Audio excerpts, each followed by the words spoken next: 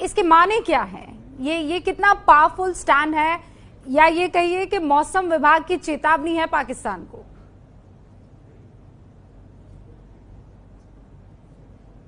आपने इंट्रोडक्शन में सही कहा कि देर आए लेकिन दुरुस्त, क्योंकि गिलगिट बाल्टिस्तान जो है, जिसे वो गिलगिट बाल्टिस्तान कहते हैं पाकिस्तानी, वो भारत का हिस्सा है जो अब कब्जे में है पाकिस्तान के। और ये भारत का अटूट अंग है, चाहे वो जो उन्हें वो लोग आजाद कश्मीर कहते हैं या फिर गिलगिट बाल्टिस्तान, ये पूरा का पूरा ये erstwhile Jammu and Kashmir state का हिस्सा था और ये सब भारत के हक में है। तो भारत जो है बहुत अरसे से कह रहा है, 1994 का एक रेजोल्यूशन भी है that this is a part of India, लेकिन ये बैक बर्नर में चला गया था। बहुत अरसे से बहुत से ऑफिसर्स हैं जो कह रहे थे कि हमें पीओके और गिलगिट बाल्टिस्तान के बारे में खुलकर बात करना चाहिए, लेकिन कुछ ऐसे पॉलिटिशियंस हैं या फिर हम लोग स्टेटस को में विश्वास करते थे कि इसके बारे में हम ज्यादा बोलते नहीं थे। लेकिन जो दूरंदाज के जो फार रीचिंग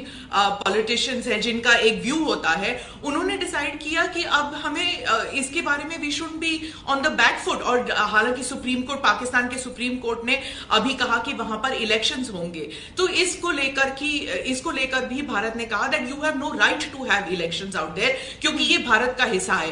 पाकिस्तान जो है वहां के डेमोग्राफिक्स को चेंज करने की कोशिश कर रहा है कोविड के तहत।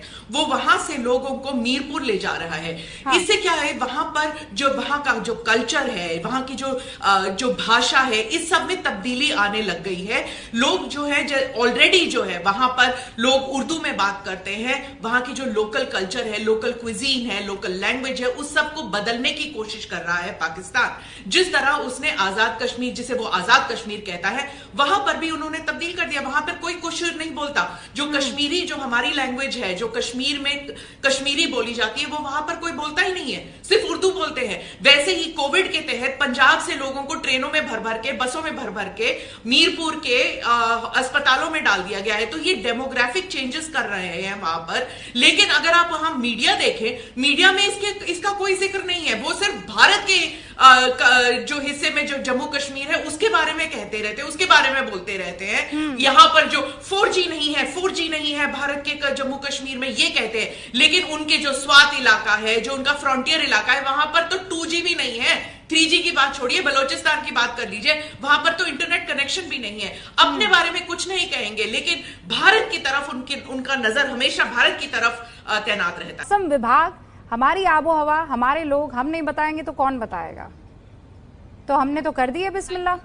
और जो कश्मीर है, Azad Kashmir, it's one of the most appealing tourist destinations in the world. आप आइए, हम आपको सारा होस्ट करेंगे। यहाँ पर हम बहुत मेहमान नवाज हैं और हम आपको यहाँ का मौसम, आप वहां से क्यों पता कर रहे हैं और आप वहां से क्यों फिक्रमंद हो रहे हैं यहाँ के मौसम के लिए, आप इधर आए, हम आपको लाइव मौसम दिखाएंगे, हाइकिंग कराएंगे।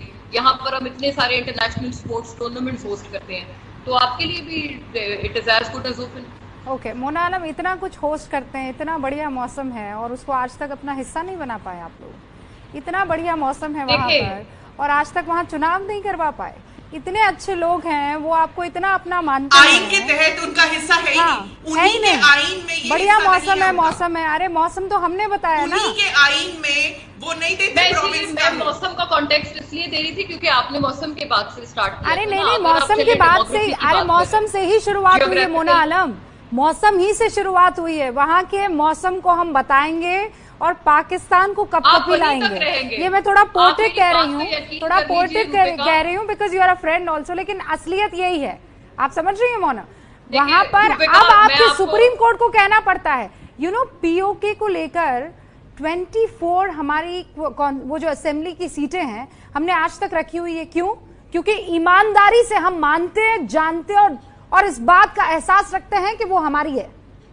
उस जमीन पर आप लोगों ने कब्जा किया वो खाली रहेंगी। रूपिका, मैं आपको बहुत एक फ्री में मैं आपको बता रही हूँ ये बात, आपकी अपने रिकॉर्ड में रख लीजिएगा। और आज से 50 साल बाद अगर मैं जिंदा रही तो मुझे बुला के आप दोबारा पूछ लीजिएगा। लेकिन I am telling you for a 50-100 year further retrospectively मैं आपको अभी बता रही हूँ। आप जब आगे जाकर इसको देखेंगी तो कि ये खाली रहेंगी। वो 24 कुर्सियां जो आपने रखी हुई हैं नाम नेहाद मोना आलम, कुछ लोग यही 370 के बारे में बोल रहे थे। मोना आलम, कुछ लोग यही धारा 370 के बारे में बोल रहे थे। एंड यू नो यही बांग्लादेश के बारे में भी कहा गया, बांग्लादेश के बारे में बोल रहे थे। हूँ कि 1971 में हमारी सेना ने ये दिखा दिया कि हम अपने बॉर्डर बदल सकते हैं। We can change our borders if push comes to shove. अगर लोग हमें चैन से ना जीने दें, हमारे में 10 करोड़ जो रेफ्यूजी भेज दें, 1 करोड़ अपने लोग वहां पे मार डालें, 3 करोड़ औरतों की अस्मत लूटें और सारा का सारा जो लोगों का जो सैलाब है वो भारतवर्ष पे छोड़ दें, तो भारतवर्ष पहले तो बड़े प्यार से बात करा था, हमने उस वक्त भी करी थी, फिर हमने बॉर्डर ही बदल दिया। अब कोई ईस्ट पाकिस्तान नहीं है और अब बांग्लादेश है और हमारे पाकिस्तानी दोस्तों को वहां जाने के लिए पासपोर्ट चाहिए होता है। तो मेरे ख्याल वो इतनी फिक्सिटी से बात ना करें कि गिलगिट बाल्टिस्तान और पीओके का स्टेटस नहीं बदली होगा। ये भी अगर आप हमको रिक्विजिट अमाउंट ऑफ तंग करेंगे तो ये जरूर बदली कर दिया जाएगा। और आप इसके आपके जो नक्शे कदम हैं, अब आप इसकी तरफ जा रहे हैं, माफ कीजिए, आप फिर तंग करने पे आमादा हो गए हैं कि ना चैन से जिएंगे ना जीने देंगे, चाहे कोविड हो चाहे कुछ हो। हम तो साहब एक मुद्दा है जीवन में, भारत को कैसे तंग कर सकते हैं, भारत के लिए कैसे सिरदर्द बन सकते हैं। अगर आप यही साबित करना चाहते हैं तो then we will have to take action. You are leaving us with no option. Abdul Qayyum sahab, you are leaving us with no option. हमें एक्शन लेना ही पड़ेगा और एक्शन फिजा और मौसम विभाग की चेतावनी से। चेतावनी समझते ना आप, वार्निंग कहते हैं। एक तो आपकी जो आवाज है ये ओवरलैप कर रही है, मैं बैकग्राउंड के अंदर कोई और दूसरी आवाज आ रही है, कुछ समथिंग इज आपकी शो के अलावा। अच्छा, एक तो वो आप ठीक कर लीजिए। दूसरा ये है कि आपसे अपने एक शो की आवाज ठीक नहीं हो सकती। आप चलें कश्मीर का फैसला करने के लिए और कश्मीर लेने के लिए। मैं बहुत जो है वो बोर हो गया था, क्योंकि पिछले 2-3 महीने से जो है ये कोविड-19 ही के ऊपर बात हो रही है और सब लोग घरों के अंदर हैं। तो आज आपके जो जनाब ये मेजर साहब और उससे पहले वो खातून जो थी, मोना से पहले जो थी, उन्होंने जो लतीफेबाजी की, प्रकाश है मोहतरमा का नाम, एएनआई के एडिटर हैं। मतलब आपकी बिना सुनाई दिए हमारा करेक्शन इतना खराब था, सब सुनाई दे रहा था। बोरियत की वजह से जम्मू कश्मीर की बातें करते हैं। इनको जम्मू कश्मीर के अलावा हर चीज बोरियत लगती है। मतलब पूरे वर्ल्ड में कोविड से संक्रमण हो कि जब एक लंबी मूछों वाला अभी नंदन जो है वो टपक पड़ा था और फिर उसको जब जिस तरह से पाकिस्तानी फौज ने उसका मुंह तोड़ जवाब दिया, हमने तो आपके ऊपर ये एहसान किया। हमारा दिल इतना बड़ा है कि आपका आर्मी चीफ जो है वो वहां पे उस वक्त मौजूद था, हमने उसको टारगेट करके उसको छोड़ दिया। ये है आपकी कैपेबिलिटी। और आप बात करते हैं कि आप जो है वो बॉर्डर्स जो है वो चेंज करते बताइए, इतने जूते पड़ेंगे अब्दुल कयूम साहब, नहीं वो जूतों का साइज देख लीजिए और नहीं उसमें अपना पैर फिट करने की कोशिश कीजिए। दूसरी बात सुनूंगी मैं, आपको लगता है, एक तो सुनिए, लॉकडाउन में आप लोग चाचा चौधरी ज्यादा पढ़ रहे हैं क्या? लॉकडाउन में कॉमिक्स ज्यादा पढ़ रहे हैं? बता दूंगा, उसके बाद दिल्ली मेरा हो जाएगा। अरे यार सोचिए अपनी अकल। अरे सर दिल्ली तो आप सोचिए मत ना, दिल्ली उधर से आपने हिंदुस्तान से हाथ जोड़कर ये मांग की कि हमें अलग कर दिया जाए, आपको अलग कर दिया, फिर उसी पाकिस्तान से बांग्लादेश को अलग किया। अब उस पाकिस्तान के पास कश्मीर है, वो कश्मीर हम लेकर रहेंगे। बहुत सिंपल सी बात है। आप क्या ये मनोहर कहानियां यहाँ पर सुना रहे हो? मुझे बहुत मुश्किल से आपको सुन, आवाज ठीक से नहीं आएगी, सेना ठीक से आ जाएगी, फिक्र मत कीजिए। आवाज ठीक से नहीं आएगी, भारतीय सेना ठीक से आएगी। आपने लुब्रिका जी बताया कि वहां पे उर्दू भाषा को लागू कर रहे हैं। ये पाकिस्तान की भाषा है क्या? इनकी भाषा है पंजाबी, सिंधी, पश्तो, बलूच और कश्मीरी। यदि इस पाकिस्तान भी उस जमाने में था तो बंगाली। अरे उर्दू तो हमारी भाषा भाई, यूपी की भाषा है, लखनऊ दिल्ली की भाषा है। तो उधार के भाषा, उधार की आइडेंटिटी जिस इस्लामिक ब्रदरहुड के नाम पे बना वो 25 साल टिक नहीं पाया, 2 टुकड़े हो गए, तकसीम हो गए। उधार का पैसा, उधार की लियाकत, जो मुल्क अपने आप में खुद एक लतीफा है, उसके रिप्रेजेंटेटिव ये कह रहे हैं कि स्मिता प्रकाश जी ने लतीफे की बात, व्हाइट हाउस आपके यहाँ गजब का फॉलो करता है। फॉलो करते करते उनकी फौजें आके एबटाबाद में ओसामा बिन लादेन को निपटा के चली जाती और आप हुकूमत कहते हो हमें तो पता ही नहीं था वो यहाँ रहता है, और कब आके फौजें काम कर गई वो भी हमें नहीं पता था। तो ऐसा गवर्नमेंट का फॉलोअप होता है, और हमारे यहाँ क्या फॉलोअप होता है वो भी आप देख लीजिए। माइक्रोसॉफ्ट ने अपना अमेरिका के बाहर सबसे बड़ा पहला ऑफिस बनाया भारत के बेंगलोर में। अब अमेजन अमेरिका के बाहर अपना सबसे बड़ा ऑफिस बनाने जा रहा है भारत के हैदराबाद में। अब एप्पल का सबसे बड़ा सेकंड बड़ा मैन्युफैक्चरर भारत होने जा रहा है। सैमसंग की सबसे बड़ी फैक्ट्री भारत में दिल्ली के पास नोएडा में होने जा रही है। ओ भाई साहब, क्या ट्रोल किया यार, क्या ट्रोल किया है, मजा आ गया। पहली बार मतलब ऐसे तो ऐसे पहली बार भी नहीं, बट फिर भी इंडियन मीडिया ने इतने खतरनाक तरीके से पाकिस्तानी रिप्रेजेंटेटिव और पाकिस्तानी मीडिया को ट्रोल किया है लाइव टेलीविजन पे, फेस टू फेस।